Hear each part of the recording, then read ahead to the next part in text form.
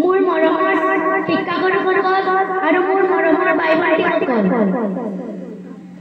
আমি সকলোৱে ইতিমধ্যে গম পাইছো আজি ২৫ জুন। এই মহান দিনটো মোক দেখাৰ ক'বলৈ সুযোগ দিয়াৰ বাবে মই আপোনালোক সকলোলৈ ধন্যবাদ জ্ঞাপন কৰিছো।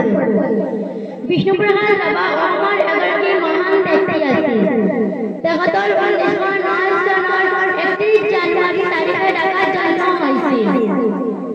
বিষ্ণুপ্ৰসাদ ৰাভাৰ পিতৃৰ নাম গোপাল ৰাভা আৰু মাতৃৰ নাম গেটি ৰাভা।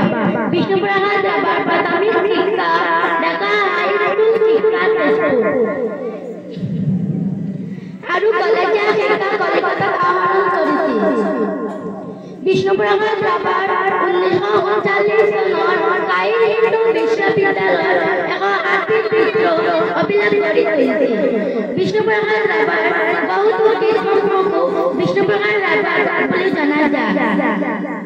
এই মহান ব্যক্তিগৰাকী ১৯৬৯ চনৰ কৰ্কট ৰোগত আক্ৰান্ত হৈ ২০ জুন তাৰিখে তেজপুৰ মৃত্যু হৈছিল। কলাগুৰু বিষ্ণুপ্ৰসাদ ৰাভাৰ সন্মান জনোৱাৰ লগতো তেখেতৰ সৃষ্টিৰ তথা আদৰ্শনো জনোৱা। ধন্যবাদ।